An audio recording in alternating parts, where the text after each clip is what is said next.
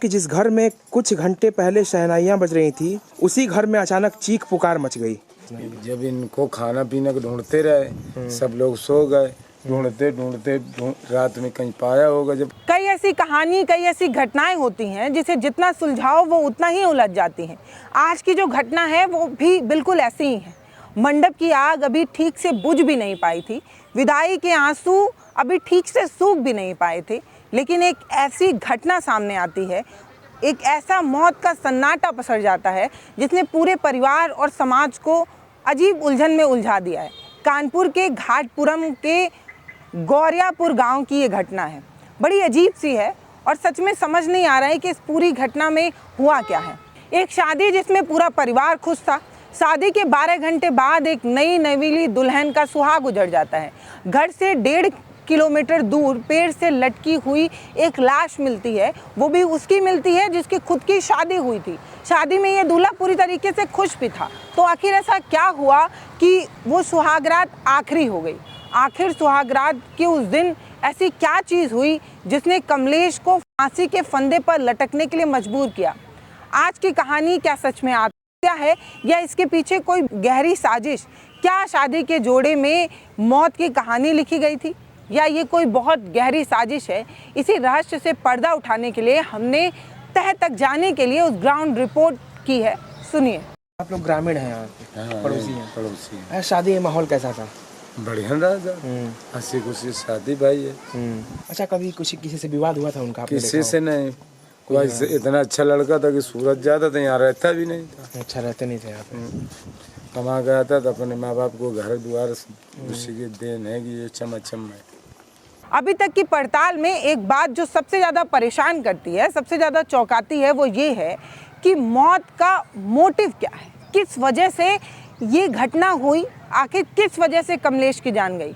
परिवार कह रहा है कि कमलेश बहुत खुश था। 15 दिन पहले से वो सूरत से आया था, पैसे कमा कर लौटा था और बहुत खुश भी था।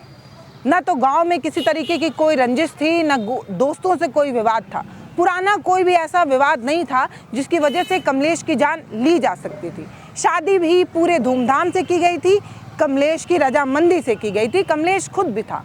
फिर आखिर सवाल यही उठता है कि लड़का जो कुछ घंटे पहले अपनी बारात में हंस रहा था, गा रहा था, नाच रहा था, वो रात के अंधेरे में चुपचाप घर से क्यों निकला? और अगर निकला तो उसके पीछे की वजह क्या है? मामा और पड़ोसी के बयान और ज़्यादा बेचैनी पैदा करते हैं। उनका सवाल जो है और उनका जो जवाब है वो बड़ी उलझनों वाला है। कोई इस जवाब तक पहुंच ही नहीं पा रहा है कि आखिर कमलेश ने ये कदम क्यों उठाया। सुनिए मामा ने उस रात के बारे में क्या बताया, उन्होंने क्या देखा। कुछ बताएंगे? अब सर हम इतना बता सकते हैं कि वहाँ से हंसी खुशी से बारात विदा हुई। इधर सुनिए। अब बोलिए, इसको छोड़ दीजिए। बारात विदा हुई हंसी खुशी से और हम लोग यहाँ आए। इनके यहाँ अन्नी अन्नी हुई, थपा धरने जाने लगे। तो हमने सोचा कि हमारा छोटा बच्चा बीमार है, हम अपने घर चले गए। अभी पूरा परिवार घर चले गए। हालांकि बच्चा ने रोका भी कि मामा रुको, तो हमने अपने टिकियाँ हमारे बच्चे खिलाई। उसका टाइफाइड का इलाज चल रहा है, लल्ला हमको घर जाना है। तो बोले मामा लल्ला को दिखाओ, चौथी तक आना। तो हमने कि जब बच्चा ठीक हो जाएगा आ जाएंगे। इसके बाद जब हम यहाँ से चले गए तो 8 बजे रात के तो हम गाँव पहुँचे। हमारा ग्राम खरका है, थाना राजपुर, सट्टी पोस्ट है, तहसील भोगनीपुर। अच्छा, कानपुर देहात के हम रहने वाले, ठीक है ना। शादी में माहौल कैसा था? शादी में बढ़िया रहा, हंसी खुशी शादी की है। बढ़िया अच्छी हंसी खुशी से धूमधाम से शादी हुई। न इस तरफ से न उस तरफ से कोई विवाद नहीं हुआ, कोई भी विवाद। अच्छा, किस पहले की झगड़ा वगड़ा हुआ हो उनका? अब पहले का तो मैं नहीं बता सकता, मैं तो उसका मामा हूँ भाई। अब यहाँ के लोग बता सकते हैं। आपसे कुछ बात हुई थी उनकी कभी? नहीं, हमसे तो बात, अगर कहीं जाता था तो हमसे बात करता था परमानेंट। और उस दिन भी अगर हम ये जानते कि अगर हम लोग जाते नहीं मियाँ भी पूरा घर, तो उस दिन भी ये घर से बाहर नहीं जा पाता। ये हमारे बच्चे कब निकले घर से? ये घर से अब तो ये घर वाले बता सकते। हमारे पास 2:30 बजे फोन पहुंचा कि कमलेश ने ऐसा काम कर लिया।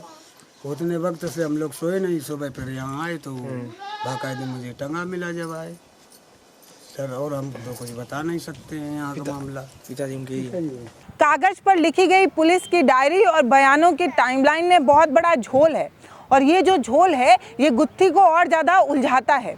ज़रा घटना के घटनाक्रम को देखिए, आखिर उस रात क्या हुआ।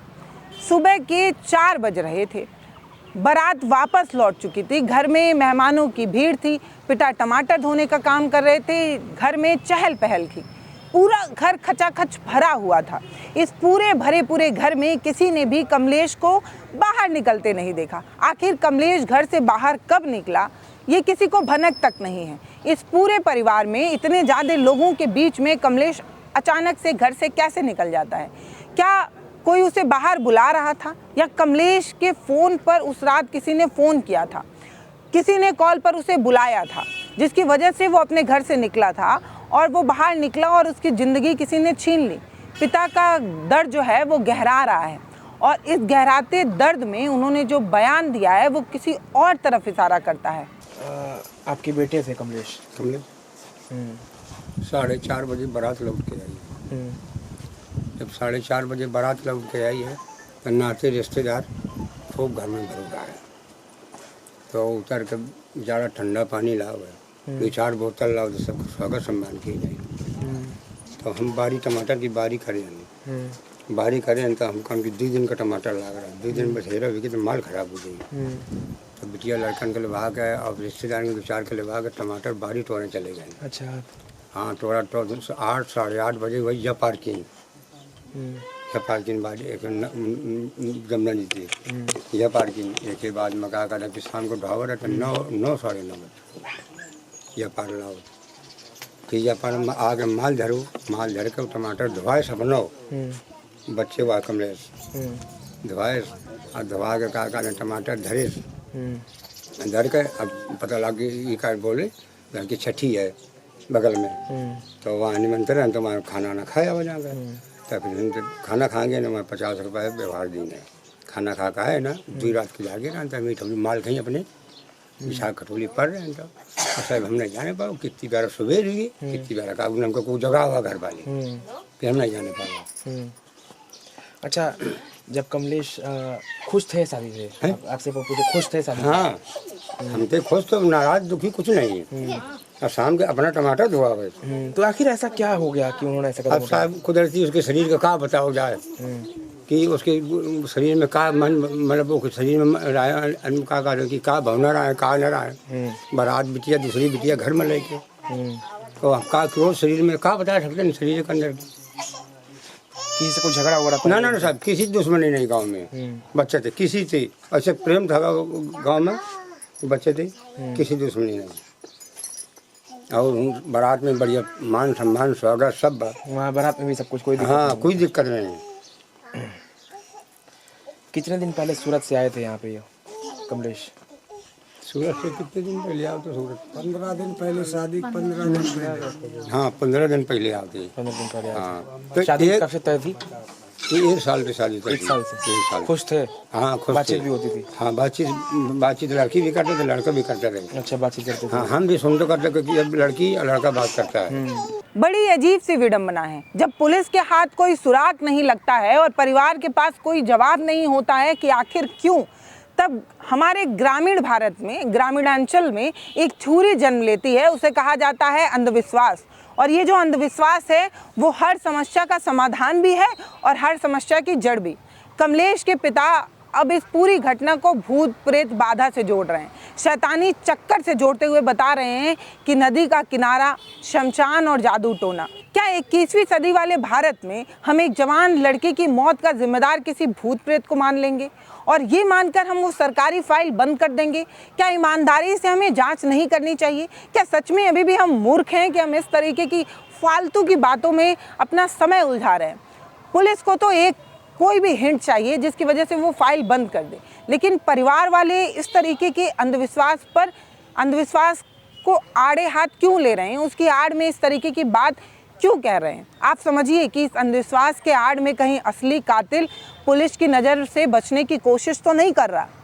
इस पर्दे को उठाने की भी ज़रूरत है और हमें ये समझना होगा कि 21वीं सदी के भारत में हम आज भी जब चांद पर जाने की बात कर रहे हों और जा भी रहे हों, सशक्त बन रहे हों, उस समय में भी ग्रामीण लोग आज भी इस तरीके की भूत प्रेत बाधा में यकीन रखते हैं। और ये सबसे ज़्यादा अजीब और विडंबना वाली बात है।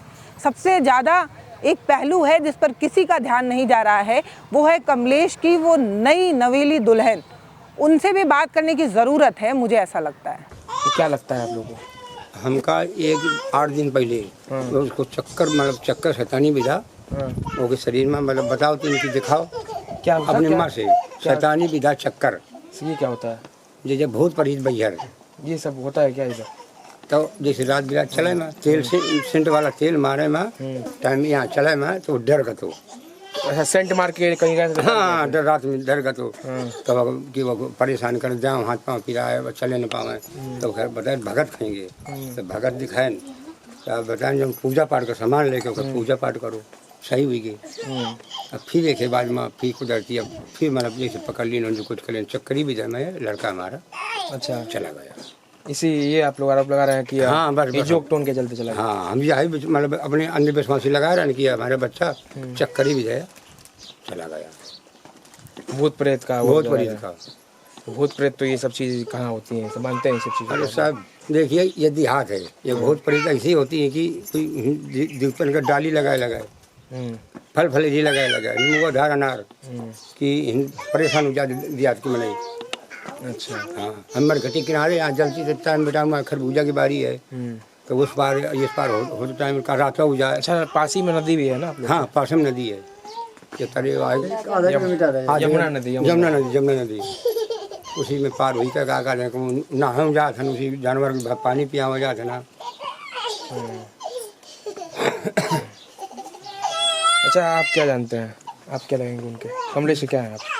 ठीक है कमलेश तो ठीक रहा है लड़का सब प्रेम से बोलत बता आराम से रात को है सब पूरा तैयार कर रहे आकर बारात में हम गए काम हुआ विदाई वो लड़की वाला को खुश से विदा किया लड़कों वाला खूब खुशी से सब कुछ मिला था उनसे पाया बस यही काम था और कोई कुछ नहीं हुआ था? और कोई नहीं। पत्नी मृतक कमलेश की पत्नी है ये, तो इनसे हम बातचीत करने का प्रयास करते हैं, जानते हैं क्या कुछ जानती हैं ये। अच्छा, क्या हुआ था? बातचीत हुई थी आपकी शादी से पहले उनसे? हाँ हुई थी। खुश थे वो? हाँ बातचीत होती थी आप लोग के बाबू शबरा में? हाँ। अच्छा, कुछ ऐसा कभी उन्होंने कुछ बताया हो आपको? शादी से पहले 6-7 तारीख से बातचीत करी नहीं थी। अच्छा, हाँ, हमें क्या पता खुश थे या नहीं। ऐसा हुआ क्या था कि कुछ बता सकती हैं आप? नहीं उन्होंने ऐसा कदम उठाया? जब घर से कितने बजे निकले थे वो? हमें पता नहीं। नहीं पता आपको? कब खबर मिली आपको? हमको वही लगभग 2:30-3 बजे शाम को? रात में? कुछ पता नहीं है आपको और कोई जानकारी नहीं है? नहीं। क्या हुआ था?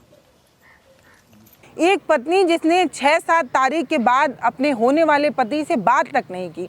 शादी विवाह एक उल्लास से भरी चीज़ होती है, एक लड़की के लिए बहुत बड़ी चीज़ होती है कि जब वो किसी की जीवन संगनी बन रही होती है, उसकी ज़िंदगी में बहुत बड़े बड़े बदलाव हो रहे होते हैं और उसकी सबसे ज़्यादा उम्मीद वही लड़का होता है जिससे उसकी शादी हो रही होती है। आखिर ये लड़की उस लड़के से बात क्यों नहीं कर रही थी? मतलब आप समझिए, एक परिवार जो मौत का कारण प्रेत बाधा बता रहा है, वो लड़का जो बता भी नहीं सकता कि उसकी मौत क्यों हुई, वो पूरी तरीके से खामोश है। वो अब अपनी मौत का जिम्मेदार किसी को नहीं ठहरा सकता क्योंकि वो मौजूद नहीं है। इस कहानी में सुराग बहुत है लेकिन जवाब एक भी नहीं। क्या कमलेश को किसी बात के लिए ब्लैकमेल किया जा रहा था, इसलिए कमलेश ने ये कदम उठाया? क्या शादी से जुड़ा कोई ऐसा सच था जो वो बर्दाश्त नहीं कर पा रहा था? उस दिन रात उसके सामने कुछ ऐसा हुआ जिसने वो सोचा भी नहीं था और शायद उस दिन को वो बर्दाश्त नहीं कर पाया, उस बात को वो सह नहीं पाया। प्रशासन भले ही अपनी कागजी कार्रवाई कर रहा हो, लेकिन एक बात तो तय है, बिना आग इतना धुआं उठ ही नहीं सकता। पुलिस को भी इस मामले में ज़्यादा से ज़्यादा खंगालने की ज़रूरत है। CDR खंगालनी चाहिए। एक मौत के पीछे की असली जिम्मेदार चेहरा कौन है, उसे बेनकाब करना चाहिए। मैंने आपको कहा था ना कि कुछ कहानियाँ ऐसी होती हैं जिसे जितना सुलझाया जाए वो उतना ही उलझ जाता है। एक पिता जिसका बेटा अब इस दुनिया में नहीं है, वो पिता ही अपने बेटे की मौत का जिम्मेदार किसी अदृश्य शक्ति और भूत प्रेत बाधा को बता रहा है।